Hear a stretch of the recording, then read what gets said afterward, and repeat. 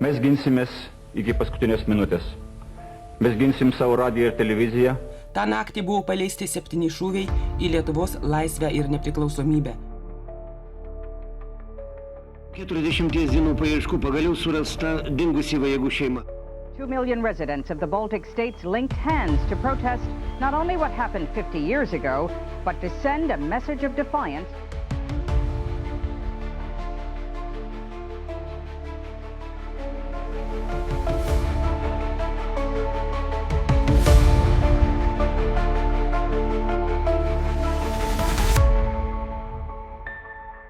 Tūkstantis 1975 metai, balandžio 4 diena, Vilnius, sovietų okupuotos Lietuvos sostinė, budo pavasarį. Gatvės buvo drėgnos, alsuojančios tirpstančios žemės kvapu, o tolumoje ūžė fabrikai. Dar viena įprasta diena po sovietų valdžia. Vilniaus geležinkelio stotyje keleiviai lipo į Vilnius-Kaunas traukinį. Mintimis jau būdami savo kelionės tiksluose. Studentai, trokštantis trumpos atokvėpio akimirkos, pavargę darbininkai, besiilgintis namų, šeimos susitinkančios savaitgalį. Tiesiog įprasta penktadienio kelionė. 513 traukinys, traukiamas gremėzdiško TE3 dizelinio lokomotyvo, laukia starto. Sovietų sukonstruota 2 sekcijų mašina, jos dvitakčiai, 10 cilindrų varikliai riaumojo po storais plieno sluoksniais. 16:30 varikliai sugriaudėjo. Ratams pasisukus, metalas ėmė girgždėti į metalą, o traukinys pajudėjo pirmyn, nešdamas keleivius į tai, ką netrukus liudininkai apibūdins vienu žodžiu – pragaras.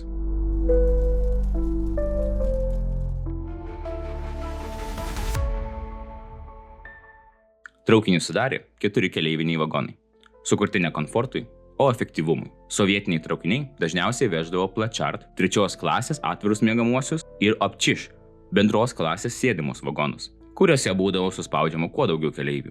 Priklausomai nuo konfiguracijos, traukinys galėjo talpinti nuo 216 sėdinčių keleivių iki beveik 400, kai įskaičiuojami stovintys. Ankštas metalo kapas, skriejantis per Lietuvos kaimus ir miestelius. Viduje keleiviai atspindėjo visą gyvenimo po sovietų valdžia spektrą. Gamyklų darbininkai, kurių drabužiai vis dar skleidė tepalų ir prakaito kvapą, sėdėjo šalia studentų, karštai diskutuojančių apie politiką. Šeimos glaudėsi drauge. Vieni kalbėjosi, kiti snaudė. Oras buvo persmelktas pigių sovietinių cigarečių, tyliais šnabždesiais ir monotoniškų ratų dundesiu. Beveik valandą kelionė buvo rami. Lokomotyvo ritmiškas kaukimas, vagonų supimas ir pro langus šmėkščiuojantys pušynai leido patikėti, kad tai tik dar viena įprasta kelionė. Bet jų ramybė tuoj baigsis. Daugelį jų liko gyventi vos 5 minutės.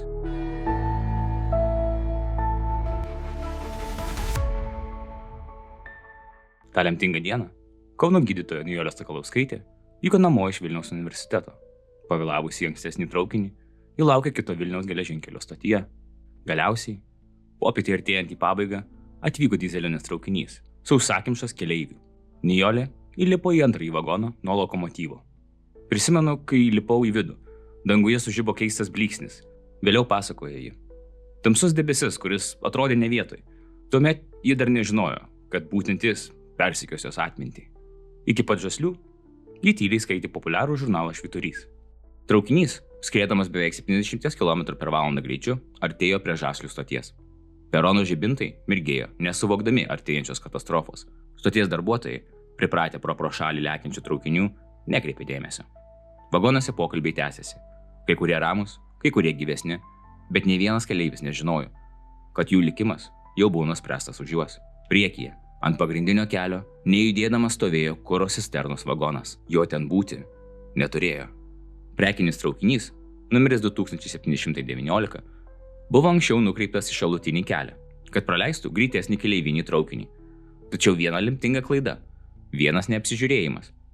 Paliko paskutinį jo vagoną, pavojingai kyšantį ant pagrindinio bėgio. Apsiskaičiavimo klaida, nepatikrintas saugumo protokolas, sovietinė biurokratija, per daug abejinga, kad pastebėtų. Ir po kelių akimirkų 513 traukinys visų greičių rėšis į šią cisterną.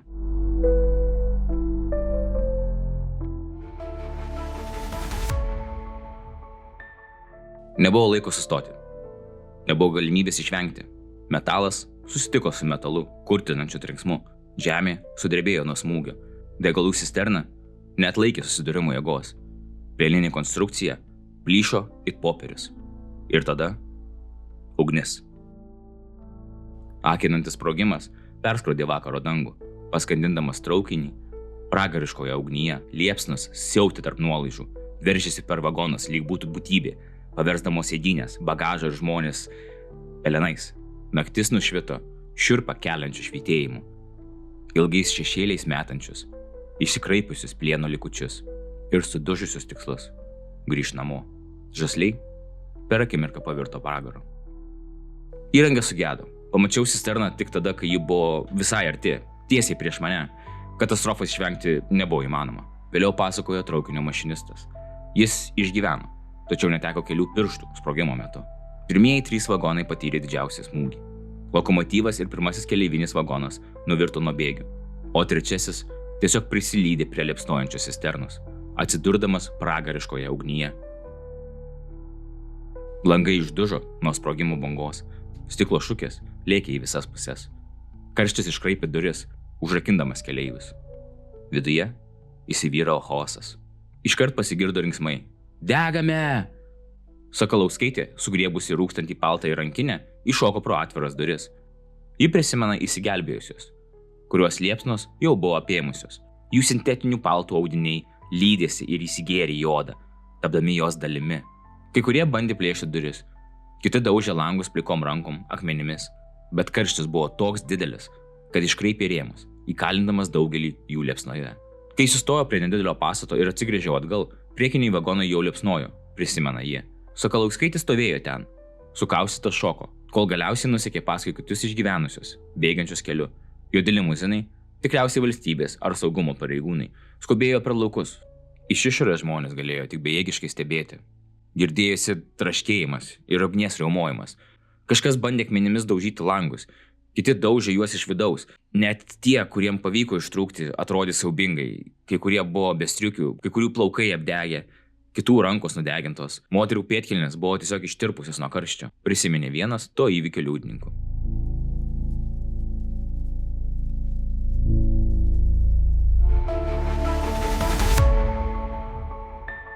Žasliai buvo ramus, vos 2000 gyventojų turintis miestelis.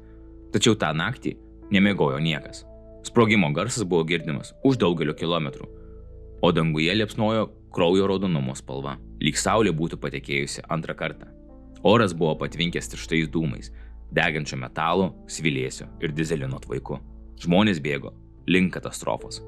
Fabriko darbininkai, ūkininkai, namų šeimininkės, daugelis dar su darbo rūbais, skubėjo per purvinas gatves, geležinkelio bėgius, nešini antklodėmis, vandeniu, kuo tik galėjo padėti. Tai, kai jie pamatė, buvo sunkiai suvokiama. Išgyvenusieji šlubavo nuo nuolaužų.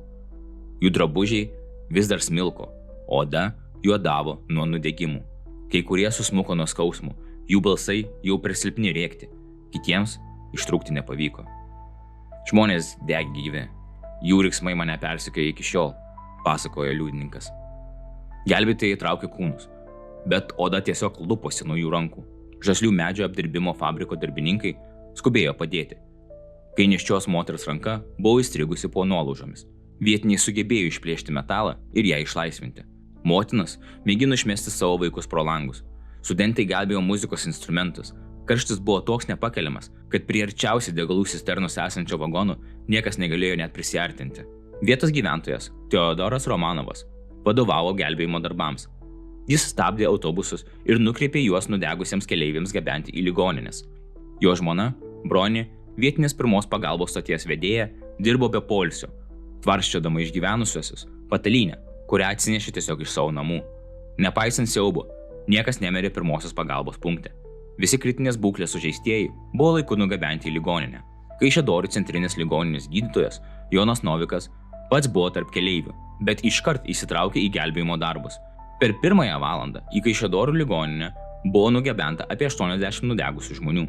Daugybė kitų išvežti į aplinkinės gydymo įstaigas.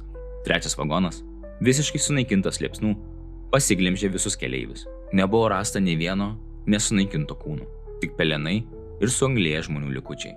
Trečias vagonas sudegė taip visiškai, kad beveik neliko žmonių kaulų. Aukų skaičių nebuvo įmanoma nustatyti net pagal jų liekanas, rašė žurnalistas Jonas Laurinavičius knygoje Ugnies giltinė. Tarp tų, kurie liko gelbėti kitus, buvo Arvydas Garnys iš Žaslių. Išgelbėjęs 3 vaikus, jis sugrįžo į ugnį ieškoti draugo, bet atgal jau nebeišėjo. Jo kūnas, kaip ir daugelio kitų, buvo neatpažįstamai sunaikintas. Jo šeima ir Antano Vizbaro iš Raseinių artimieji galiausiai pasidalino kremuotus palaikus. Kiekviena šeima palaidojo urną savo kapinėse. Ugniagesiai iš Kaišiadorių, Elektrėnų, Jonavos, Kauno ir Kėdainių kovojo su ugnimi, bet jis siautėjo 15 valandų. Tik kariuomenės ugniagesiai galiausiai sugebėjo ją užgesinti. Net ir užgesus liekanoms, klausimas liko. Kai kurie liudininkai tvirtino, kad tarp keleivių buvo kareivių ir Kaliningrado gyventojų. Aukų, kurios niekada nepateko į oficialias ataskaitas, buvo aišku vienas. Tai nebuvo tiesiog avarija, tai buvo katastrofa, gimusi iš abejingumo, iš sistemos, kurie rūpėjo tik tada, kai jau buvo per vėlu.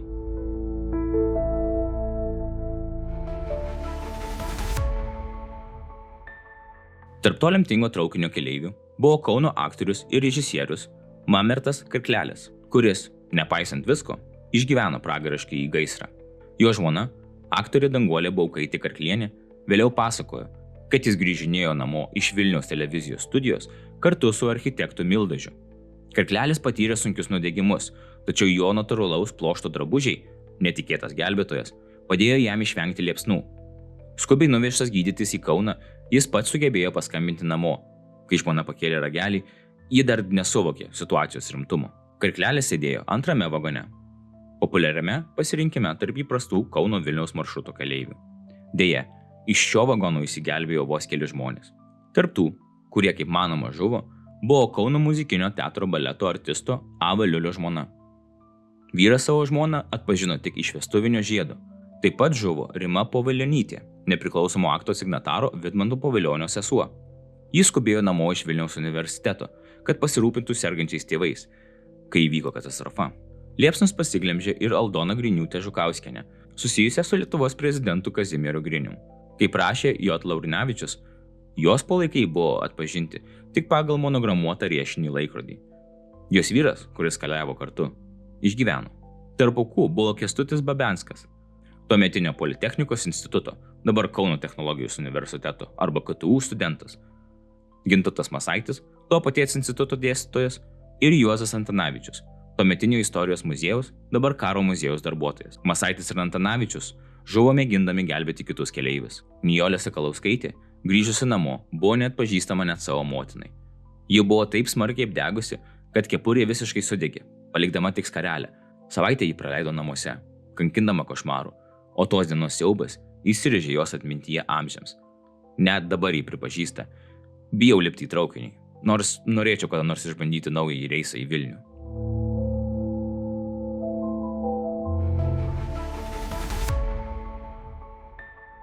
Kad suprastume, kodėl įvyko Žaslių katastrofa, pirmiausiai turime suvokti, koks buvo sovietinės valdžios abejingumo Lietuvos geležinkeliams mastas ir kokias žiaurias pasekmes tai turėjo žmonėms.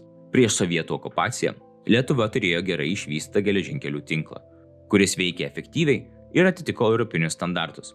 Tačiau 1940 metais pasiglemžus Lietuvą, sovietai prievarta pertvarkė sistemą pagal savo standartus, pakeisdami vėžių plotį į platesnį, kad integruotų jas į SSRS geležinkelių tinklą. Šis žingsnis buvo ne tik techninis, tai buvo kontrolės priemonė, užtikrinusi, kad Lietuva būtų susieta su Sovietų sąjunga, bet atskirta nuo Europos. Tikslas buvo akivaizdus – ištrinti bet kokius nepriklausomybės pėdsakus. Sovietų Lietuvos geležinkelio tinklo išnaudojimas buvo negailestingas. Visa sistema pateko į griežtą sovietų karinių ir saugumo tarnybų, ypač KGB, priežiūrą, ribojant visus vietinius sprendimus. Geležinkeliai, kadaise skirti žmonių poreikiams, tapo prioritetu sovietinėms karinėms ir pramoninėms reikmėms. Keleivių transportas buvo ignoruojamas, infrastruktūra nyko, o viskas buvo orientuota tik į sovietinius interesus. Iki 1970 metų Lietuvos geležinkelių sistema buvo beveik sugriuvusi. Bėgiai, perjungimo mechanizmai ir signalizacijos įranga buvo pasenusi ir prastos būklės.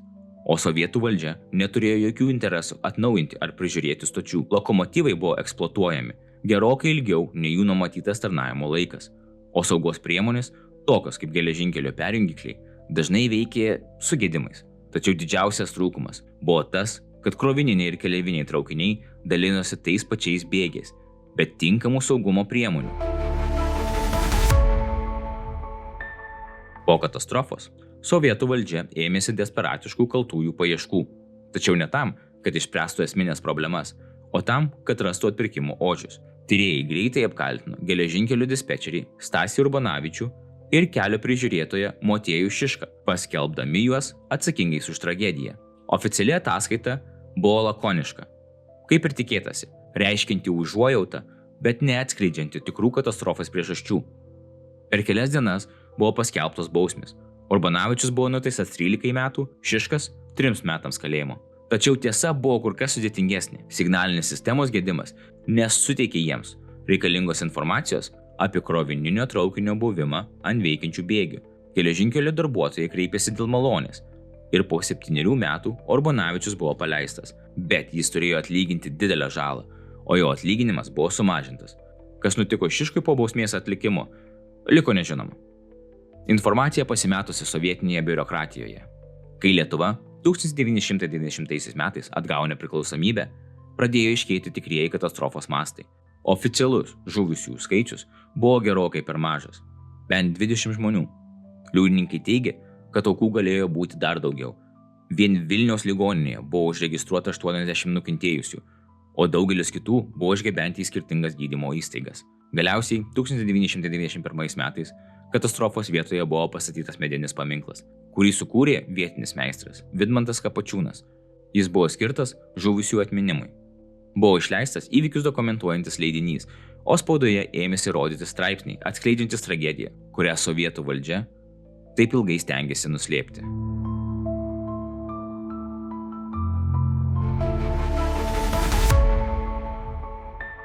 Uždarydami skyrių apie žaslius, prisiminkime, kad saugumas, budrumas ir pagarba istorijai ne tik idealai, bet būtinybė. Pagerbkime tuos, kurie prarasti, užtikrindami, kad jų istorijos niekada nebūtų pamirštos. Ir imkime širdin žaslių pamoką.